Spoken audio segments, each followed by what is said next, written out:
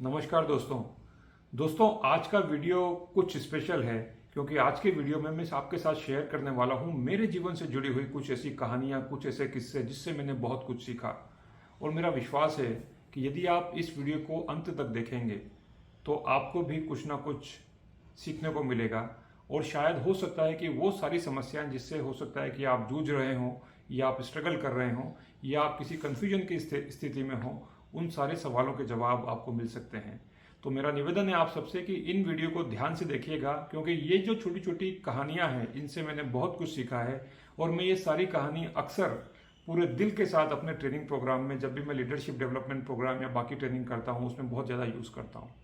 तो दोस्तों बात शुरू करते हैं पहले किस्से से। तो मेरे पूरे 22 सालों का जो निचोड़ है, 22 सालों का जो लर्निंग है, वो मैं इस वीडियो में आपको देने वाला हूँ। करियर की शुरुआत करी थी दोस्तों, वो थी सेल्स से। तो I was working in a pharmaceutical company as a medical representative. तो वहाँ से करियर की शुरुआत करी थी।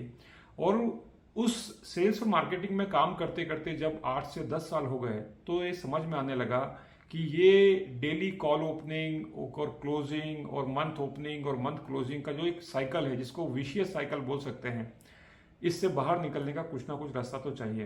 तो मुझे महसूस होने लगा कि साथ ही साथ में एक समय के बाद आपको कुछ नई स्किल की आवश्यकता पड़ती है। तो सबसे पहली जो लर्निंग मुझे समझ में आई वो ये है कि आप जो भी काम कर रहे हैं उसके साथ साथ कुछ ना कुछ लर्निंग या स्किल बिल्डिंग होना बहुत ज़रूरी है। तो ये जब हम स्किल बिल्डिंग की जो बात करते हैं तो यहाँ पर मेरे को एक बहुत अक्सर मैं यूज़ करता हूँ अपने ट्रेनिंग प्रोग्राम में, एक कहानी मैं आपको सुनाना चाहता हूँ कि एक बार एक लकड़हारा था, वो लकड़ी काटने का काम करता था।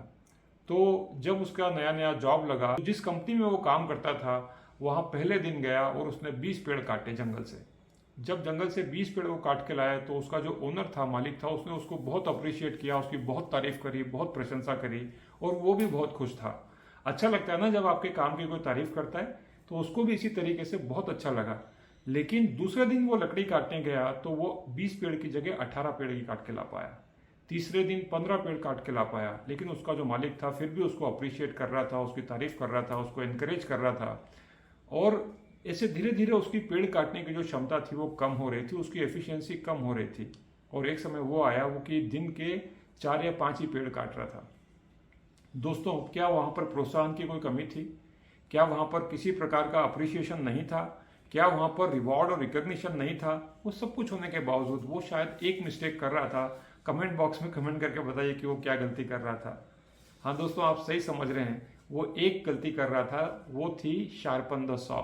तो उसकी जो कुल्हाड़ी थी उसकी धार को वो तेज करना भूल रहा था, जिसके कारण से उसके पेड़ की काटने की जो क्षमता थी, जो एफिशिएंसी थी, जो नंबर ऑफ ट्रीज जो वो कट कर रहा था, काट रहा था, वो कम हो रहे थे। तो पहली सीख दोस्तों यहाँ पर ये मिलती है कि हमेशा अपने स्किल के ऊपर काम करिए। जो आपको आता है वो अच्छी बात है, लेकिन उसके अलावा आप क्या नया सीख रहे हैं, तो इसीलिए सीखते रहिए और आगे बढ़ते रहिए। तो ये थी कहानी नंबर 1। तो अब मैं आपको लेकर के चलता हूँ दूसरी कहानी की तरफ। अक्सर कॉर्पोरेट में ऐसा बोला जाता है कि love your job, do not love your company, you do not know when your company stop loving you. तो ये बिल्कुल फैक्ट है। तो दोस्तों एक किस्सा मैं आपको सुनाना चाहता हूँ कि मैं एक मल्टीनेशनल कंपनी में काम करता था और हमारे यहाँ पर सारे डिपार्टमेंट वाले लोग थे, सब अच्छा काम कर रहे थे। कंपनी काफ़ी रिकॉग्नाइज कंपनी थी, इट्स मल्टीनेशनल, उसके पास काफ़ी रिसर्च प्रोडक्ट थे। लेकिन सब कुछ होने के बावजूद एक बार कंपनी का जो ऑर्गेनाइजेशनल जो डिसीजन है मैनेजमेंट का, वो कुछ ऐसा हुआ जिसके कारण से सब लोग बड़े परेशान हो गए। अब वो ये हुआ कि कंपनी ने अपना डिसीजन लिया कि वो इंडिया का ऑपरेशन बंद करने वाले हैं। अब दोस्तों ये सिचुएशन ऐसी होती है कि जब आपके पास में कुछ आपको समझ में नहीं आता कि अब करना क्या है, तो लोग बहुत कंफर्टेबल थे उस कंपनी में काम करते हुए, उनका अपना एक पोजीशन था, उनकी अपनी वो जो इंसेंटिव कमा रहे थे, बाकी चीज़ें कर रहे थे, सब कुछ सेट था। लेकिन अचानक से कुछ ऐसा हुआ जो कि किसी को अच्छा नहीं लग रहा था और लोग बड़े टेंशन में थे, बड़े परेशान थे। थोड़े समय बाद सब लोगों को जॉब तो मिल गई, नौकरी मिल गई, सब कुछ हो गया, लेकिन वो जो एक ट्रांजिशन का जो टाइम था वो बड़ा बड़ा अनकंफर्टेबल सा था। तो हमेशा एक बहुत इंपॉर्टेंट वर्ड मैं अक्सर यूज करता हूं कि always remain uncomfortable and vulnerable. तो वल्नरेबिलिटी का मतलब ये होता है कि आप हमेशा कुछ नए करने की तलाश कीजिए, अपने आप को कंफर्टेबल महसूस मत कीजिए। अक्सर ये गलती हम लोग करते हैं कि जब हमारे लाइफ में सब कुछ बढ़िया चलता है, सैलरी बराबर आती है, ऑर्गेनाइजेशन में आपका रिकग्निशन अच्छा है, आपका रुतबा अच्छा है, बाकी लोग आपके रिस्पेक्ट करते हैं, तो हम लोग कंफर्टेबल हो जाते हैं। और इसके चक्कर में हम ये आने वाला जो समय होता है, जो हो सकता है बुरा समय हो, उसके लिए प्रिपेयर नहीं होते हैं। तो अब मैं आपको बताता हूँ दूसरी कहानी नंबर 2, कि एक बार एक मेंढक था, उसको एक पानी के एक बर्तन में रख दिया गया और उसको पानी के बर्तन में रख करके गैस के ऊपर रख दिया गया। तो गैस गैस का तापमान जो था पानी का धीरे धीरे बढ़ रहा था, और एक समय तक वो समय हुआ कि जब पानी का तापमान इतना बढ़ गया कि वो मेंढक इतना कंफर्टेबल हो गया पानी में कि वो बाहर नहीं निकल पाया। और आप जानते हैं कि इस कहानी में अंत क्या हुआ होगा, फाइनली वो मेंढक की मृत्यु हो गई। तो क्या हमारे साथ में भी ऐसा होता है? क्या आप जिस भी ऑर्गेनाइजेशन में हैं, जिस भी कॉर्पोरेट में काम कर रहे हैं, क्या आप अपने आप को कंफर्टेबल महसूस करते हैं? तो आप कंफर्टेबल महसूस करते हैं तो this is not a sign of goodness. This is the sign where you need to feel really uncomfortable. So always remain uncomfortable in the comfortable situation, and that's the area जिसको बोलते हैं productivity zone. तो वहां से आप बाहर निकलने के लिए हमेशा तैयार रहिए। ये थी कहानी नंबर 2। अब मैं आपको लेकर के चलता हूं दोस्तों कहानी नंबर 3 के बारे में। तो ये बड़ी इंपॉर्टेंट कहानी है। मेरे जीवन में एक बार ऐसा हुआ कि बहुत सारे लोगों के बारे में मैं ओपिनियन बनाता था कि ये मैनेजर इस टाइप से हैं, ये मैनेजर इस तरीके से काम करते हैं, ये तो इसी तरीके से बोलेंगे, ये हमेशा आकर के मीटिंग में कमियां निकालेंगे। तो हम लोग कई बार लोगों के बारे में ओपिनियन बनाते हैं। तो ये ओपिनियन बनाना क्या सही है? 2 सबसे इंपॉर्टेंट चीजें होती हैं लाइफ में। एक तो होता है किसी के बारे में ओपिनियन बनाना, और किसी के बारे में जजमेंटल हो जाना। ये दोनों चीजों के बारे में हम बिल्कुल देर नहीं लग कर करते।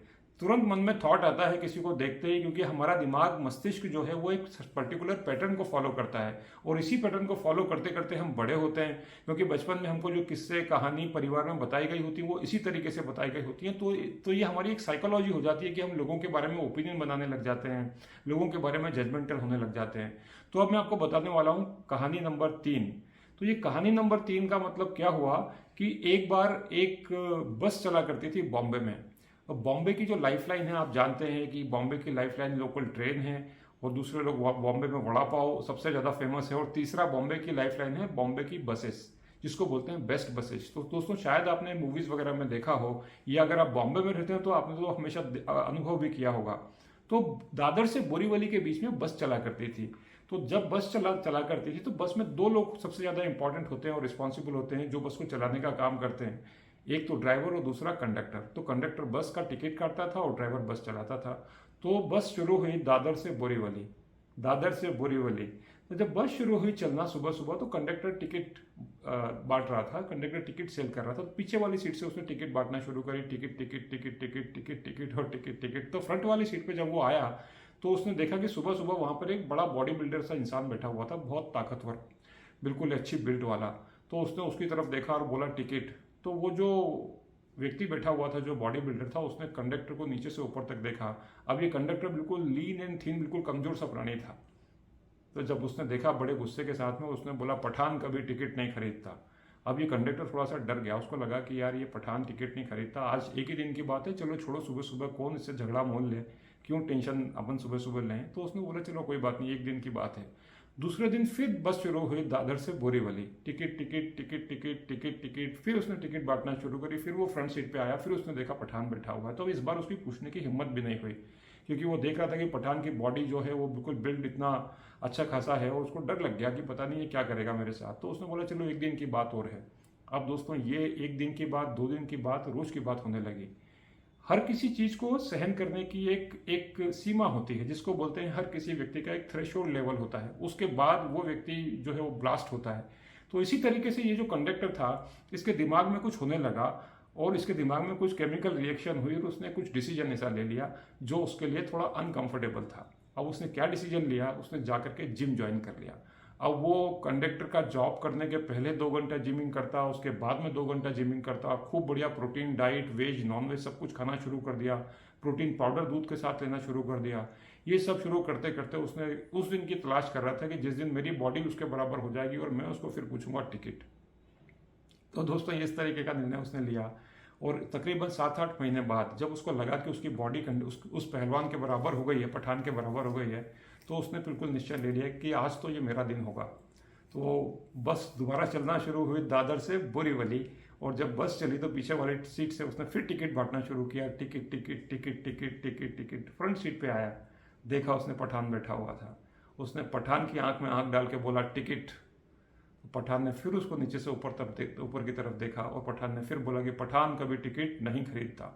अब तो दोस्तों उसको काटो तो खून नहीं, उसने अपनी स्लीव्स ऊपर चढ़ाई, कॉलर ऊपर करी, उसने उसकी आंख में आंख डाल के बोला मैं जानना चाहता हूँ पठान टिकट क्यों नहीं खरीदता।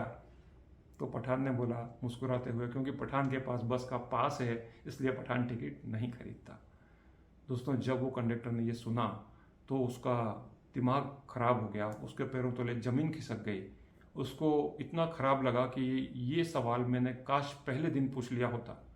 क्या दोस्तों आपको लगता है कि हमारे जीवन में भी हम कई बार इस तरीके के ओपिनियन बनाते हैं लोगों के बारे में, स्थिति के बारे में, इवेंट्स के बारे में, तो वो ओपिनियन बनाना कभी कभी गलत होता है।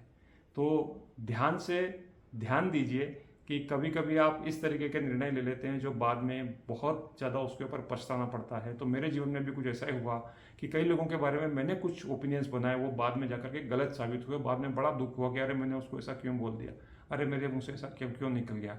तो उस समय पर अपने इमोशन को कंट्रोल करना बहुत ज़्यादा जरूरी होता है। तो दोस्तों ये थी कहानी नंबर 3। अब मैं और आगे आपको लेकर के चलता हूँ कि हमेशा एक चीज़ का हमको ध्यान रखना चाहिए कि हम चेंज होने के लिए कितने तैयार हैं। अब ये चेंज होने से मतलब क्या होता है कि अब आप एक किसी पैटर्न के ऊपर काम करते हैं तो काम करते करते करते करते आप उस पर्टिकुलर चीज़ के लिए यूज टू हो जाते हैं और हैबिचुअल हो जाते हैं। और वो हैबिट जो होती है वो आपके लिए कभी कभी घातक भी साबित हो सकती है। अब ये किस तरीके से होता है दोस्तों, अगर आप किसी भी प्रोफेशन में काम कर रहे हैं या आप अपने करियर की शुरुआत कर रहे हैं या आप अपने मिड करियर में हैं, तो हमेशा ये याद रखिए कि चीज़ें चेंज हो रही हैं। आज के टाइम पे जो बाकी जो एम्प्लॉयज़ हैं, जो नए जो मिलेनियल्स आ रहे हैं, जेनजीज जो आ रहे हैं, आप उनको देखिए, उनका टेक्निकल एफिशिएंसी बहुत ज़्यादा अच्छा है और वो बाकी जो चीज़ों के ऊपर बिल्कुल डिफरेंट माइंडसेट रखते हैं, जिसको शायद आप जनरेशन गैप भी बोल सकते हैं। तो ये सारी चीज़ें होती हैं। तो हमारे यहाँ चूंकि मार्केट चेंज हो रहा है, कस्टमर चेंज हो रहे हैं, बिहेवियर्स चेंज हो रहे हैं, लोग चेंज हो रहे हैं, तो हमको भी चेंज होने की ज़रूरत है। अक्सर हम करते क्या हैं, हम अपने विचारों में वो जो एक जाल बुनते रहते हैं, बार बार बार बार बार बार बार बार बार बार उसी के अंदर हम गुत्थी लगाते रहते हैं, उसी के अंदर हम डुबकी लगाते रहते हैं और हमारा माइंड मेकअप हो चुका होता है कि ये चीज़ें तो इसी तरीके से होती हैं। तो कभी कभी हम चीज़ों को दूसरे तरीके से नहीं देख पाते। तो इसके लिए मैं आपको एक बहुत बढ़िया ये कहानी सुनाने की कोशिश करता हूँ। ये कहानी मैं अक्सर यूज़ करता हूँ अपने ट्रेनिंग प्रोग्राम्स में। इसको आपने शायद सुना भी होगा, ये है बंदर और मंकी कैप वाली कहानी। तो एक बार एक व्यक्ति होता है जो गर्मी के समय में गांव गांव जा करके टोपी बेचने का काम करता है। तो मंकी कैप जिसको आप बोलते हैं, हम लोग अक्सर यूज़ करते हैं गर्मी के समय में धूप से बचने के लिए। तो ये अलग अलग गांव गांव जा करके मंकी कैप बेचा करता था। तो ये जो व्यक्ति था वो एक गांव से दूसरे गांव जब जाता था तो घर से टिफिन लेके जाता था और बढ़िया खाना वाना खा करके अपना काम करके अपना जीवन जो है वो चला रहा था। तो एक बार की बात है, बहुत तेज धूप थी, वो एक गांव से दूसरे गांव जा रहा था, रास्ते में जंगल आया, उसको भूख लगी। दोपहर में 1-2 बजे का समय था। तो उसको लगा कि मेरे को भूख लग रही है, खाना खा लेना चाहिए। तो उसके पास टिफिन था, खाना खाने के बाद बढ़िया पेड़ की छांव में बैठ गया तो बढ़िया सी नींद आ गई उसको। अक्सर हमको आती है जब आप धूप में काम करते हैं तो इस तरीके से। तो वो सो गया। जब उसकी आंख खुली तो उसने देखा कि उसके पास जो एक बंडल था, एक जो थैली थी, बैग था जिसमें सारी टोपियां रखी हुई, सारी टोपियां गायब हैं, खाली है। तो वो थोड़ा टेंशन में आ गया कि मेरी टोपियां कहाँ गई। अब हुआ ये कि उसने सामने देखा, पीछे देखा, दाएं देखा, बाएं देखा, कहीं भी उसको कोई दिखाई नहीं दिया। उसने बोला ये जंगल तो सुनसान है, मेरी टोपियां कौन लेके चला गया। जब उसने ऊपर देखा तो उसको समझ में आया कि मेरी टोपियां, सारे के सारे बंदर जो थे वो टोपी पहन के बैठे हुए थे। तब उसका दिमाग काम नहीं कर रहा था। उसने सोचा कि क्या करूं मैं। तो उसने एक तरकीब सोची। उसने बंदरों को ये टोपी वापस करने के लिए कुछ करने के लिए सोचा। उसको एक चीज़ पता थी कि बंदर नकलची होते हैं, वो जो भी आप करते हैं वो आपकी जो भी एक्शन है उसको रिपीट करते हैं। तो उसने बंदरों को जोर से ऐसा मुक्का दिखाया, हु। तो सारे बंदरों ने उसको मुक्का दिखाया, हु। फिर उसने बंदरों को उनके जैसी आवाज़ निकाल के बोला, तो सारे बंदरों ने भी इसी तरीके से आवाज़ निकाली। अब उसको लगा कि मेरा काम हो जाएगा। तो उसने अपने सर के ऊपर जो खुद ने टोपी पहनी थी जोर से निकाल के नीचे फेंकी। सारे बंदरों ने टोपियाँ फेंक दी। उसने टोपी कलेक्ट करी और दूसरे गांव चला गया। बड़ा खुश हुआ वो, चलो मेरा जो ये टेक्निक थी ये सफल हो गई। अब दोस्तों कुछ लोग ऐसे होते हैं जो खानदानी काम करते हैं। अगर आप मान लीजिए दादाजी की पंसारी की दुकान है तो बेटे की भी वही दुकान है, उसके जो पोते की भी वही दुकान है, वो पीढ़ी दर पीढ़ी वही काम करते रहते हैं। तो ये टोपी वाला जो था उसकी जो नेक्स्ट टू नेक्स्ट जनरेशन जो थी उसका पोता भी वही काम करता था। तो एक बार की बात है, वही धूप का समय, गर्मी का मौसम, और एक गाँव से दूसरे गाँव जब जाते हुए उसको भी भूख लगी पोते को, और वो रुक गया, खाना खाया। वो सेम उसी तरीके से सेम सिनेरियो सेम सीन, पेड़ के नीचे बैठ गया, आंख खुली तो उसने देखा टोपियां गायब। जब उसने देखा टोपियां गायब तो उसने लेफ्ट देखा, राइट देखा, आगे देखा, पीछे देखा, लेकिन उसको एक बात याद आ गई कि दादाजी ने एक कहानी सुनाई थी कि उनके साथ कुछ ऐसा हुआ था। तो उसने बोला ये प्रॉब्लम तो मैं सॉल्व कर लूंगा, कोई बड़ी बात नहीं है। तो उसने ऊपर देखा तो बंदर बाकायदा टोपी पहन के बैठे हुए थे सारे बंदर। उसने फिर अपना मुक्का दिखाया हु, तो सारे बंदरों ने मुक्का दिखाया हु। फिर उसने आवाज भी निकाली सारे बंदरों ने भी वही रिपीट किया। उसने बोला मेरा काम हो जाएगा। उसने अपनी टोपी निकाली और जोर से जमीन पर फेंकी, किसी भी बंदर ने टोपी नहीं फेंकी। अब ये उसको समझ में नहीं आया कि दादाजी ने तो मेरे को कहानी यही सुनाई थी, लेकिन ये बंदरों ने टोपी क्यों नहीं फेंकी। तो वो खड़ा खड़ा सोच ही रहा था कि उसने दूर से देखा कि एक सीनियर बंदर, बूढ़ा बंदर और एक बच्चा बंदर हाथ की उंगली पकड़े हुए सीधे सीधे यूं चलते चलते आ रहे थे। तो जो सीनियर बंदर जो था वो उसके पास में आता है और जोर से गाल पे एक तमाचा मारता है और वो बोलता है क्या तुम ही लोग अपने बच्चों को कहानी सुनाते हो? हम भी अपने बच्चों को कहानियां सुनाते हैं। तो दोस्तों मुझे भूल गया कि ये चीज़ें जो हैं चेंज हो रही हैं। तो हमारे जीवन में भी बहुत सारी चीज़ें जो हैं दोस्तों इस तरीके से चेंज होती रहती हैं, तो हमको भी उनके अकॉर्डिंग चेंज होना पड़ेगा। तो जब आप चेंज होने के लिए तैयार होते हैं तो आपकी वायबिलिटी और सर्वाइवल जो है वो आप बहुत अच्छे तरीके से कर सकते हैं। और उसके बाद आपको एक बहुत अच्छी चीज़, एक अनुभूति होती है, उसको बोलते हैं सेंस ऑफ सेटिस्फेक्शन। तो वो बड़ी इंपॉर्टेंट चीज़ होती है। ये थी कहानी नंबर 4। अब मैं आपको लेकर के चलता हूँ कहानी नंबर 5 कि हमेशा सिचुएशन आपके साथ आपके अनुसार नहीं चलती। कभी भी उतार चढ़ाव आते हैं, कभी आप परफॉर्मेंस देते हैं, कभी आप नॉन परफॉर्मेंस होती हैं। तो सारी चीज़ें आपके कंट्रोल में नहीं होती, लेकिन एक चीज़ आपके कंट्रोल में होती है कि आप अपने आप को किस तरीके से रखते हैं। तो बहुत सारे लोग होते हैं वो बोलते हैं कि नहीं मैं अच्छी जॉब लग जाएगी तो खुश रहूँगा, जॉब लग गई तो फिर बोलते हैं अच्छी मेरे पास में बहुत सुंदर सी मेरी पत्नी आएगी तो खुश रहूँगा, पत्नी हो जाती तो सोचते हैं कि मेरे पास में बहुत अच्छे अच्छे बच्चे होंगे, मेरे घर में 2-3 तो मैं खुश रहूँगा। वो कभी खुशी नहीं रहते, वो चीज़ों में और लोगों में खुशियाँ ढूंढने की कोशिश करते हैं, है ना। तो कभी भी लोग आपसे पूछें कि भाई क्या करना है, तो वो हमेशा खुश रहिए, सारी चीज़ें आपके पास में अपने आप आ जाएंगी। तो ये बेसिकली एक सक्सेस का फॉर्मूला है कि you feel happy, everything will come to you. Do not give your happiness for the people and for the things and the physical items in the society कि मेरे पास ये होगा तो मैं खुश रहूंगा। तो हमेशा खुश रहिए और हमेशा हर हाल में बोलिए कि बहुत बढ़िया। तो ये जो बहुत बढ़िया वाला किस्सा है ये मैं अक्सर यूज करता हूँ, उसको बड़ा दिल से सुनिएगा कि एक बार एक राजा था और एक राजा के साथ में उसका एक मंत्री हुआ करता था। अब ये जितने राजा होते थे तो पुराने जमाने में उनके पास एक उनका खास आदमी होता था, जैसे अकबर बीरबल आपने सुना होगा। आप एग्जाम्पल के लिए नरेंद्र मोदी और जो अमित शाह है उसका एग्जाम्पल भी ले सकते हैं, या आप किसी का भी एग्जाम्पल ले सकते हैं। इसका किसी व्यक्ति से या पार्टी से लेना देना कुछ नहीं है। तो वो जो राजा था उसका एक मंत्री हुआ करता था खास, लेकिन उसके साथ में एक दिक्कत थी। वो हर बार कोई भी किसी से मिलता था तो वो हमेशा ये बोलता था कि बहुत बढ़िया। किसी को भी देखा उसके मुंह से निकलता था बहुत बढ़िया, कैसे हैं आप, बहुत बढ़िया, क्या चल रहा है जिंदगी में, बहुत बढ़िया। चाहे उसके साथ अच्छा हो या खराब हो, लेकिन उसका हमेशा जवाब एक ही होता था, वो होता था बहुत बढ़िया। अब ये जो मंत्री था ये एक बार अपने राजा के साथ में था और राजा तलवार की प्रैक्टिस कर रहा था। और वो राजा महाराजा प्रैक्टिस करते ही हैं तो उसकी तलवार उसके पैर के राइट वाला जो लेग था उसके अंगूठे पे गिर गई और वो अंगूठा कट गया। और जब अंगूठा कटा तो उसमें से ब्लीडिंग होने लगी और उसने अपने मंत्री की तरफ देखा तो मंत्री के मुंह से निकल गया बहुत बढ़िया। अब राजा गुस्से में आ गया। राजा को लगा कि ये तो बिल्कुल बदतमीजी है, मेरा अंगूठा कट गया, मेरे अंगूठे से खून निकल रहा है, दर्द हो रहा है और ये बोल रहा है बहुत बढ़िया। राजा ने अपने बाकी सारे सिपाहियों को बुलाया और वो बोला कि इसको तुरंत जेल में डालो, इसको बात करने की तमीज़ नहीं है। अब राजा ने उसको जेल में डाल दिया और राजा को लगा कि यार मैंने क्या कर दिया। तीसरे दिन गया उससे मिलने के लिए, उससे पूछा कि यार कैसे हो। तो वो जो मंत्री था उसने बोला राजा साहब मैं बहुत बढ़िया। राजा बोले अजीब आदमी है यार, जेल के अंदर भी बहुत बढ़िया, जेल के बाहर भी बहुत बढ़िया, हर स्थिति में बहुत बढ़िया। राजा ने बोला ये कुछ पागल अगल टाइप का हो गया है, इसकी मानसिक स्थिति ठीक नहीं है। तो थोड़े समय बीता, 1 महीने के बाद राजा शिकार करने के लिए गया। अब ये पुराने राजा महाराजा ये सारे शौक रखते थे। तो शिकार करने जब वो गया अपने घोड़े के ऊपर और बाकी सिपाहियों को लेकर के गया, तो जब वो घोड़े के ऊपर एक उसको शेर दिखाई दिया, वो शेर बहुत ही ज़्यादा खूबसूरत और अट्रैक्टिव टाइप का था। तो राजा को लगा कि इसका शिकार किया जाए। तो राजा उसके पीछे पीछे घोड़े से पीछा कर रहा था, तबड़क तबड़क तबड़क तबड़क तबड़क तबड़क। वो पीछा करते करते राजा इतनी दूर निकल गया कि राजा भूल गया कि वो अपने उसका जो राज्य था उसकी सीमा से बाहर निकल गया, उसकी जो बाउंड्री थी उससे बाहर निकल गया और सारे सिपाही पीछे छूट गया और केवल 2 ही लोग बचे थे, एक था वो शेर और दूसरा था राजा। उसका पीछा करते करते वो शेर तो इतनी स्पीड से कहीं भाग गया, लेकिन राजा कुछ अननोन एरिया में चला गया, जो उसको समझ में नहीं आ रहा था कि वो कहाँ गया। अब राजा वहाँ फंस चुका था, राजा को लगा कि ये मैं कहाँ आ गया, कौन सी जगह है, ये क्या है। उस समय में गूगल मैप वगैरह तो होते नहीं थे, तो राजा बड़ा परेशान कि मैं रास्ता कैसे ढूंढूंगा। वो खड़ा खड़ा सोच ही रहा था कि पीछे से उसको आवाज़ सुनाई दी, हुल्ला हो हुल्ला हुल्ला हो हुल्ला हो हुल्ला हुल्ला हो। तो आप सही समझ रहे हैं, जो आदिवासी लोग थे उनकी आवाज़ थी। अब आदिवासी लोगों ने पहली बार जीवन में अपने राजा टाइप का कुछ क्रिएचर देखा था, जिसने सर पे मुकुट उकुट लगाया हुआ, बड़ी बड़ी मालाएं पहनी हुई। तो राजा ने उनको खुद सब कुछ समझाया कि भाई मैं राजा हूँ, मैं यहाँ का हूँ, लेकिन उनको लैंग्वेज भी समझ में नहीं आ रही थी। उन्होंने सोचा कि ये बढ़िया सा क्रिएचर हमको मिला है, वो अपने कबीले में ले गए, रात को उसको खिलाया पिलाया, सुबह उसको खूब नहलाया। नहलाने के बाद में उनको लगा कि बढ़िया सा आज तो दिन है, आज हम अपने भगवान को बलि चढ़ाएंगे राजा की।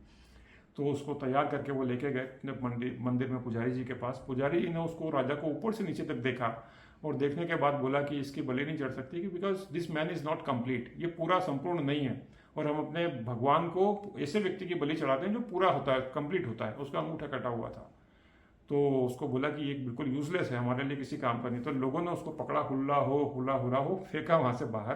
तो राजा की जान में जान नहीं, राजा को लगा कि मेरी जान बच गई। जैसे जैसे वो रास्ता पूछ करके अपने जो उसका राज्य था वहाँ पहुंचा, लोग उसका इंतजार कर रहे थे राजा का। सबसे पहले उसने बोला कि मेरे को अपने मंत्री से मिलाओ। वो गया, उसको बोला कि मुझे आपने जो बोला था बहुत बढ़िया, उसका मतलब समझ में आया कि बहुत बढ़िया का मतलब क्या होता है।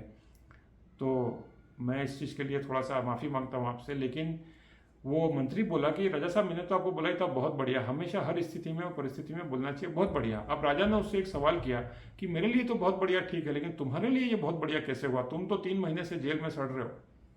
तो अब मंत्री का जवाब सुनिएगा दोस्तों, और इसमें जिंदगी की सीख है। मंत्री ने बोला, राजा साहब मैं आपका सबसे इंपॉर्टेंट मंत्री था, आपका खासम खास था, सारे सैनिक पीछे छूट जाते लेकिन मैं आपको नहीं छोड़ता। और आदिवासी लोगों ने आपको पकड़ा था, आपके साथ साथ मेरे को भी पकड़ते। जब वो लेकर के जाते मंदिर में तो आपके पैर का अंगूठा कटा था, मेरे पैर का अंगूठा नहीं कटा था, तो मेरी भी जान बची, इसलिए बहुत बढ़िया।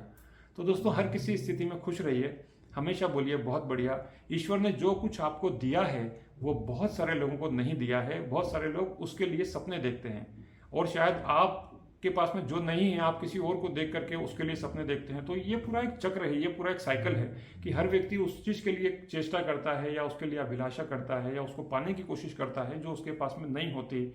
लेकिन वो भूल जाता है कि जो है उसके लिए ईश्वर का धन्यवाद देना चाहिए और हमेशा बोलना चाहिए बहुत बढ़िया। तो आशा करता हूँ ये कहानी नंबर 5 आपको समझ में आई होगी, और ये कहानी नंबर 5 से आप कुछ सीखे होंगे। मेरा निवेदन है आपसे कि अगर ये कहानी आप देख रहे हैं तो इसको हमेशा लोगों के साथ शेयर कीजिए। आज के समय में ऐसी छोटी छोटी कहानियां जीवन को बहुत मोटिवेट कर सकती हैं। शायद इन कहानियों में वो सारे सवालों के जवाब हैं जो कहीं ना कहीं आप ढूंढ रहे हैं। अब दोस्तों, बात करते हैं कहानी नंबर 5 की। तो कहानी नंबर 5, कई बार मैं अक्सर अपने जीवन में सोचता हूँ कि जब मैं किसी भी चीज़ के बारे में डिसीजन ले रहा होता हूँ, या कोई ऐसे मुकाम पे होता हूँ या ऐसी जगह पे होता हूँ जहाँ मुझको कुछ तय करना होता है, फाइनल करना होता है, तो वहाँ पर अक्सर मैं अपने दिल की सुनता हूँ, जिसको बोलते हैं कि आप हमेशा अपने अंतर की जो आवाज़ है, अंतर मन की जो आवाज़ है, उसको सुनना चाहिए। तो अंतर मन की आवाज़ से क्या बोलते हैं उसको अंग्रेजी में गट फीलिंग। तो गट फीलिंग का मतलब ये होता है कि जब आप गट फीलिंग से सोचते हैं, आपके अंदर से जो आवाज़ आती है वो हमेशा आप सही आवाज़ होती है, वो इसी स्थिति में आप सही डिसीजन लेने के लिए तैयार होते हैं। इसके पीछे एक मेडिकल साइंस है। मैं आपको एक मेडिकल साइंस की बात बताता हूँ, why we are saying gut feeling. तो जितने भी दुनिया में इंटरव्यूज लिए जाते हैं किसी भी पोजीशन के लिए, तो वो मोस्टली लिए जाते हैं based upon the gut feeling, because your gut also secretes the same hormone what your brain secretes, या न्यूरो ट्रांसमीटर जिसको आप बोल सकते हैं। तो इसीलिए गट फीलिंग उसको बोलते हैं। तो दोस्तों, अंतर्मन की आवाज से मैं आपको एक बढ़िया एक कहानी सुनाता हूँ कि कहानी नंबर 5, कि एक बार एक पिता और एक बच्चा होता था। पिता रोज अपने घर से थोड़ी दूर एक पहाड़ हुआ करता था, वहां पर जाते थे, रोज सुबह थोड़ा मेडिटेशन करते थे, पहाड़ के ऊपर जाकर के बैठते थे और उसके बाद में नीचे आते थे और अपने दिन का काम करते थे। तो उनकी ये हैबिट हो गई थी कि वो रोज सुबह 1 घंटा जाते थे, जाने के बाद आते थे। तो एक दिन वो बच्चा जो था वो उनसे जिद करने लगा कि आज मैं भी आपके साथ जाऊंगा। तो फादर अपने बच्चे को समझाते हैं कि देखो वहाँ पर रास्ता ठीक नहीं है, ऊंचा नीचा रास्ता है, पथरीला रास्ता है, एक तरफ खाई है, एक तरफ पहाड़ है, तुम्हारे लिए कंफर्टेबल नहीं होगा। लेकिन बच्चों की जिद के आगे सब कोई हार जाते हैं। तो पिता बोलते हैं चलो ठीक है, आप चलो मेरे साथ। तो वो उंगली पकड़ के बच्चा उनके साथ में जाता है। तो रास्ता चूंकि एक सिंगल सा रास्ता होता है, बड़ा छोटा सा सकरा सा रास्ता होता है, तो बच्चा चलते चलते बच्चे के पैर में चोट लगती है। तो पहाड़ की चोटी पर पहुंचने से पहले जब उसको चोट लगती है तो उसके मुंह से जोर से आवाज निकल जाती है, आह। तो जब उसके मुंह से ये आवाज़ निकलती है तो वो आवाज़ वहाँ जो खाई होती है वैली, वहाँ पर गूंजती है जोर से, आह। तो राजा को, उसको बच्चे को लगता है कि ये कोई जो है वो मुझको जवाब दे रहा है वहाँ से। तो उसने फिर बोला कि तुम अपने आप को समझते क्या हो। तो वहाँ से फिर जवाब आया कि तुम अपने आप को समझते क्या हो। वो बच्चा ये नहीं समझ पा रहा था कि ये जो आवाज़ जो है ये इको हो रही है और वहाँ से टकरा के वापस आ रही है। तो बच्चा गुस्सा हो गया, बच्चे को लगता है कि कोई है जो उसके बारे में उसकी हंसी उड़ा रहा है। तो बच्चे ने बोला कि मैं तुमको देख लूंगा। तो वहां से फिर आवाज आई, मैं तुमको देख लूंगा। तो बच्चा बड़ा परेशान हो गया, बच्चे को लगा कि कोई तो है जो उसकी बात का जवाब दे रहा है। उसने अपने पिताजी की तरफ देखा तो उसके पिता समझ गए कि ये बच्चा क्यों परेशान है। तो उसके पिता ने दूसरी तरफ मुंह किया और जवाब जोर से बोला कि तुम बहुत अच्छे हो। तो वहां से फिर आवाज आई कि तुम बहुत अच्छे हो, तुम बहुत अच्छे हो, मैं तुमसे बहुत प्यार करता हूँ, मैं तुमसे बहुत प्यार करता हूँ। अब वो बच्चे को लगा कि ये जो व्यक्ति जो मुझसे ऐसा बोल रहा था अब तो अच्छा अच्छा बोल रहा है। तब बच्चे को समझ में ये आया, उसके पिता ने जब समझाया उसको कि ये आवाज़ किसी और की नहीं है, ये आपकी खुद की आवाज़ है, या आपके अंतर मन की आवाज़ है। तो दोस्तों, कई बार जीवन में जब आप डिसीजन ले रहे होते हैं तो आपकी जो गट फीलिंग होती है, जो अंतर मन की आवाज़ है, उसको हमेशा सुनिए और इस तरीके से आप सही डिसीजन लेने में सक्षम हो सकते हैं। दोस्तों, ये तकरीबन किस्सा है 2005 का, जब मैं 2015 का, ये किस्सा है 2015 का, जब मैं जबलपुर में हुआ करता था और मैं उस समय सेल्स में हुआ करता था as a area business manager. तो एक बार की बात है, मेरी फैमिली घर पे नहीं थी और घर पे काम खत्म करने के बाद मैं वापस लौट रहा था। तो लौटते हुए जब मैं खाना होटल से पैक करा रहा था अपने लिए, तो उस समय एक व्यक्ति मेरे पास में आया, एक रिक्शे वाला, और उसने बोला कि मुझको भूख लगी है, आप खाना खिला दीजिए। अब उस समय की बात यह है कि मेरे मन में विचार ये आया उस समय कि ये व्यक्ति हट्टा कट्टा है, तंदुरुस्त है, ये काम कमा करके क्यों नहीं खा सकता। तो अक्सर हम इससे कई लोगों के बारे में सोचते हैं।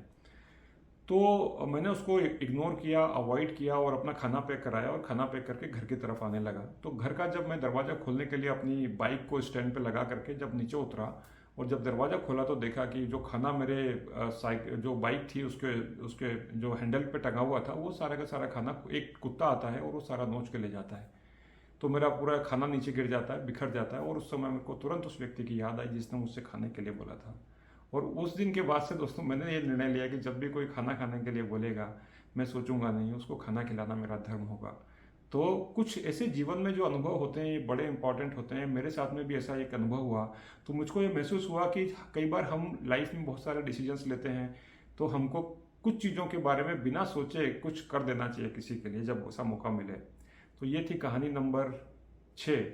अब मैं आपको लेके चलता हूँ कहानी नंबर 7 की तरफ, कि जब आप किसी भी चीज़ के बारे में बहुत ज़्यादा इमोशनल हो जाते हैं, कई बार ही आप किसी व्यक्ति के बारे में बहुत इमोशनल हो जाते हैं, किसी स्थिति के बारे में बहुत इमोशनल हो जाते हैं, जब सारे लोग आपकी परफॉर्मेंस के लिए आपको अप्रिशिएट करते हैं, जब आपका मैनेजर आपकी बहुत तारीफ करता है, कंपनी में आपकी बहुत ज़्यादा वाहवाही होती है, तो आप बहुत खुश हो जाते हैं।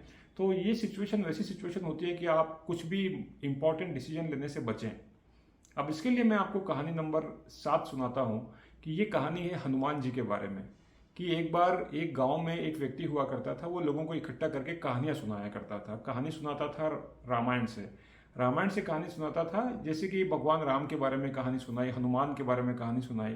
तो दोस्तों, अगर आप जानते हैं तो रामायण में कुछ कैरेक्टर्स हैं ऐसे जो जिनको कि अमर माना गया है, जैसे हनुमान जी हुए, जैसे भगवान परशुराम हुए, जैसे अश्वत्थामा हुए। तो ये कुछ कैरेक्टर्स हैं जिनको अमरता का वरदान मिला है। तो हनुमान जी को किसी ने बताया कि इस गांव में एक व्यक्ति है जो कहानियां सुनाता है रामायण की। तो हनुमान जी बहुत एक्साइट हुए और एक्साइटेड होने के बाद में उन्होंने बोला कि चलो मैं भी जाके सुनता हूँ। तो जब वो कहानी सुनाना शुरू कर रहे थे व्यक्ति, उसका नाम था रामदास। तो जब वो कहानी सुना रहे थे तो वहां पर हनुमान जी भी लोगों के साथ में भीड़ में बैठ गए। सर्दी का समय था, तो रामदास ने बोला सभी लोगों को कि आज हम हनुमान के बारे में सुनेंगे, कि हनुमान जब लंका गए समुद्र पार करके तो उन्होंने किस तरीके से काम किया। तो हनुमान जी और इंटरेस्टेड हो गए, बड़े एक्साइटेड हो गए कि चलो ये तो मेरी कहानी के बारे में बता रहे हैं। तो जब उन्होंने बोला कि जब हनुमान जी लंका पार करके गए और लंका पार करके जब पेड़ पे बैठे हुए थे, उन्होंने सीता माता को ये बताने के लिए कि मैं राम का दूत हूँ, वो अंगूठी ऊपर से गिराई। तो रामायण में चौपाई भी आती है, प्रभु मुद्रिका मैली मुख माही, जलधि लांघ गए अचरज नाही। तो जब अंगूठी गिराई तो सीता माता अंगूठी देख करके उनके चेहरे पर मुस्कुराहट आती है और जब सीता माता मुस्कुराने लगती है तो वहाँ जो एक निराशाजनक जो माहौल हुआ करता था उसमें एकदम खुशी का संचार होने लगा और बहुत पॉजिटिविटी और आशा और उम्मीद जग गई। तो जब सीता माता के चेहरे पर मुस्कुराहट आई तो वहाँ जो सफ़ेद रंग के जो फूल थे वो सब खिलने लगे और उसमें से खुशबू आने लगी। अब रामदास ने ये कहानी सुनाई थी, हनुमान जी खड़े हो गए, मिस्टर रामदास स्टॉप। तो वो जाते हैं उस व्यक्ति के पास में, रामदास के पास में, कि वो फूलों का रंग सफ़ेद नहीं था, फूलों का रंग तो लाल था। लेकिन अब वो रामदास जो था वो बोला कि भाई साहब देखिए, आप पिछले 25 सालों से मैं ये कहानी सुना रहा हूँ रामायण की, और फूलों का रंग तो सफ़ेद ही था, फूलों का रंग लाल नहीं था। अब हनुमान जी थोड़ा सा टेंशन में आ गए। हनुमान जी को लगा कि ये तो मेरे ईगो को मतलब ठेस पहुंचा रहे हैं। हनुमान जी ने उनको बोला रामदास को कि रामदास तुम जानते हो मैं कौन हूँ? मैं स्वयं राम भक्त हनुमान हूँ जिसके बारे में आप कहानी सुना रहे हैं, और मैं गया था लंका, आप नहीं गए थे। लेकिन रामदास ने बोला कि नहीं, आप भले ही हनुमान हैं तो क्या हुआ, आपको पूरा प्रणाम मेरा, लेकिन ये कहानी जो है इसमें फूलों का रंग तो सफ़ेद ही होगा। अब हनुमान जी टेंशन में आ गए। हनुमान जी को लगा कि ये नादान सा प्राणी मेरी बात नहीं मान रहा है। तो there was a debate going on between these two people. तो हनुमान जी उसको बोलते हैं ठीक है रामदास, मेरे कंधे पे बैठो, मैं आपको लेके चलता हूँ। वो उसको लेके गए प्रभु राम के पास। उन्होंने बोला प्रभु प्रणाम। राम भगवान बोलते हैं क्या बात है हनुमान, बड़े टेंशन में दिख रहे हो, क्या हो गया? तो बोले प्रभु ये रामदास हैं, ये गाँव गाँव जाकर के रामायण की कहानी सुनाते हैं। तो राम भगवान पूछने लगे बात बताओ क्या हुआ? ये बोल रहा है कि फूलों का रंग सफ़ेद था, लेकिन प्रभु आप तो अंतर्यामी हो, इसको समझाओ कि फूलों का रंग सफ़ेद नहीं था, लाल था।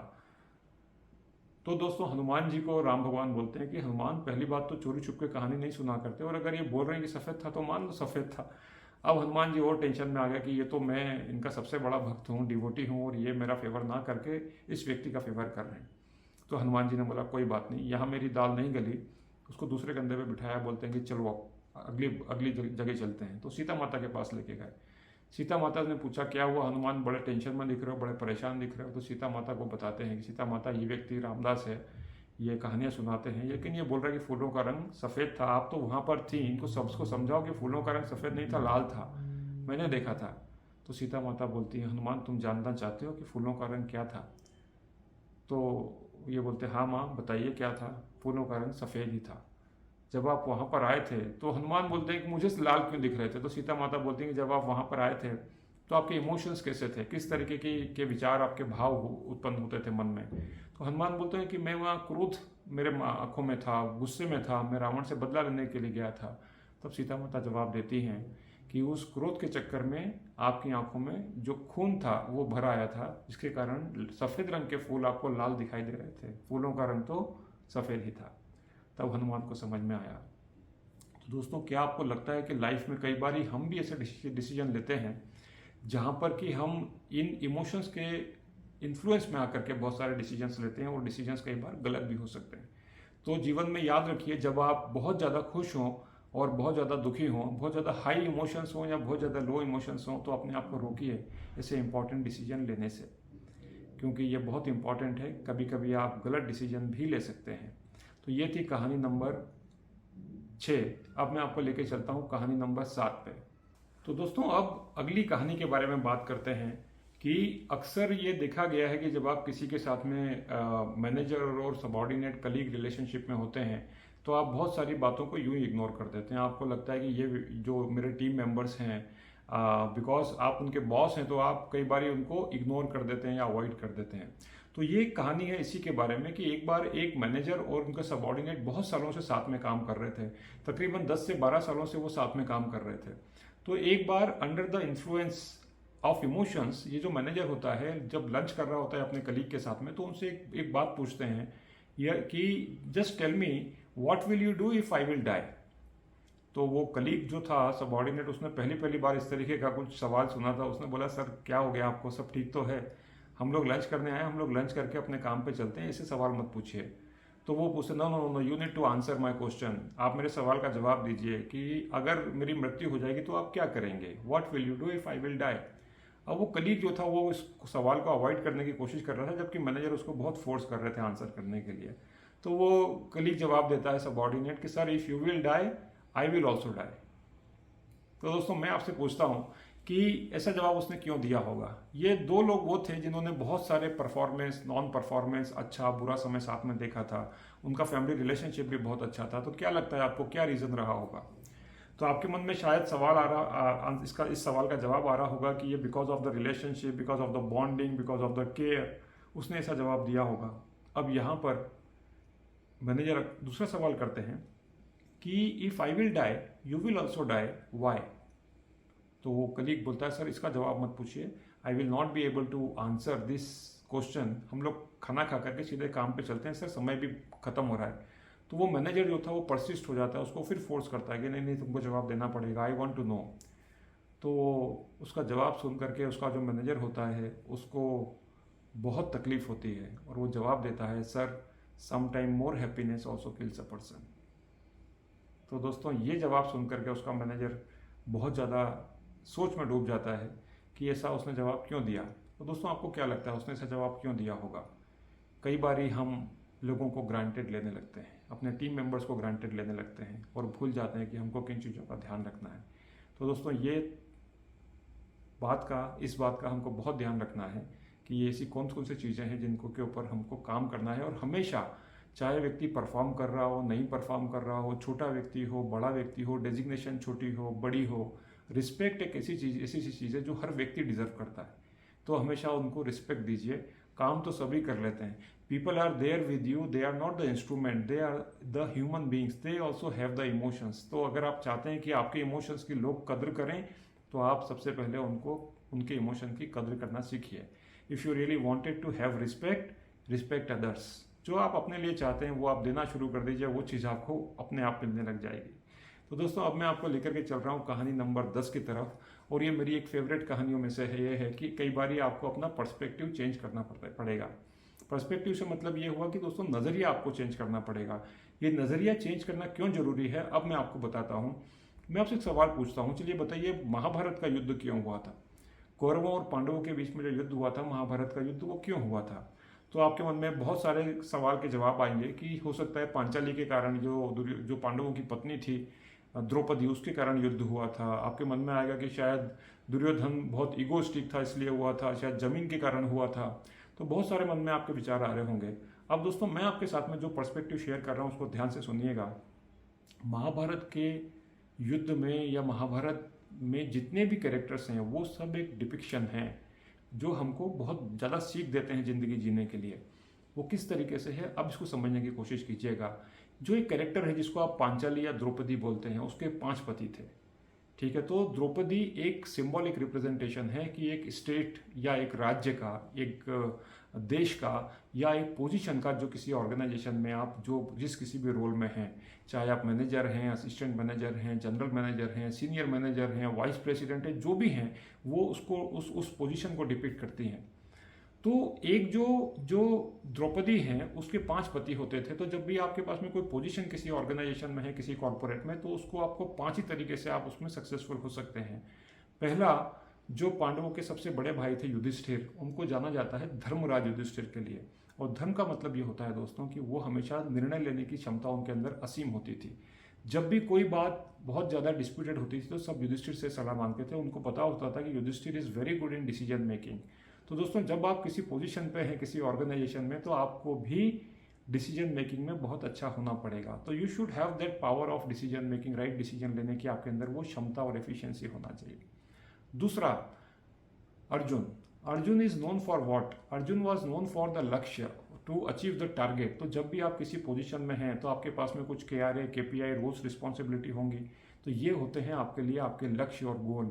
वो ये तय करते हैं कि आप अभी कहाँ पर हैं और कहाँ से आप कहाँ जा सकते हैं।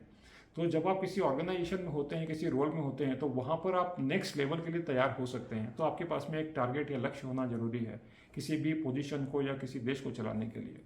अब तीसरा आता है Bhim was the representation of a power. तो जब आप किसी पोजीशन पे होते हैं, किसी डेजिग्नेशन पे होते हैं, तो आपके पास में कुछ पावर दिए जाते हैं कि आपके सिग्नेचर से बहुत सारे काम हो सकते हैं या नहीं हो सकते हैं। तो उसको आपको एम्पावरमेंट वो फील करना पड़ेगा और उसी तरीके से आपको सही डिसीजन लेना पड़ेगा। उसके बाद आते हैं नकुल और सहदेव। ये 2 भाई वो हुआ करते थे जिनके अंदर मार्केट इंटेलिजेंस, जो कि काम में बहुत ज़्यादा निपुण हुआ करते थे। तो you should also be aware about what your competitors are doing in the market, how you can build the capabilities of your people. तो इस तरीके से ये जो पांचों जो डिपिक्शन है पांचों पांडवों के और द्रौपदी का डिपिक्शन ये है, तो यहाँ पर पर्सपेक्टिव जो है आपका नज़रिया वो चेंज होता है। अब सबसे इंपॉर्टेंट चीज़ यहाँ पर ये आती है कि जब सत्ता का जो हास होता है, जो डिटीरियोरेशन होता है जब किसी भी पोजीशन का या डिजिग्नेशन का, वो कब होता है?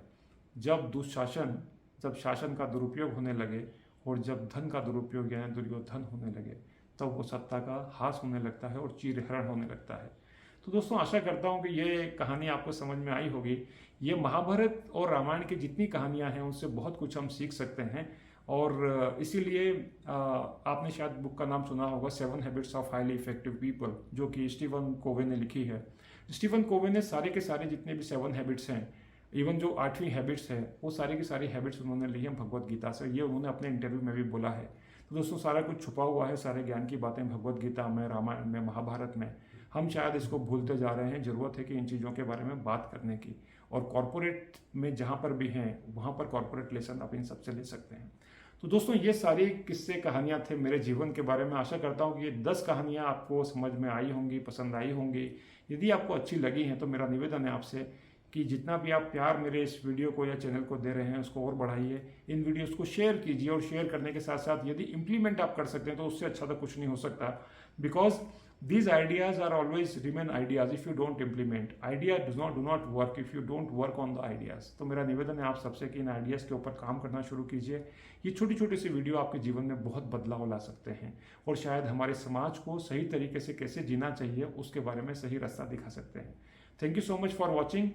चैनल को सब्सक्राइब कीजिए, बाकी लोगों के साथ शेयर कीजिए, और कमेंट बॉक्स में कमेंट करके बताइए कि ऐसी कौन सी हैबिट्स हैं जो आप इनकलकेट करना चाहते हैं अपने अंदर। और यदि आप किसी विशेष टॉपिक के ऊपर चाहते हैं कि वीडियो बनाए जाएं तो वो भी कमेंट बॉक्स में डालिए। मुझे आपके कमेंट्स का इंतजार रहेगा। Thank you so much for watching. आपका जीवन सफल हो और आपका दिन शुभ हो।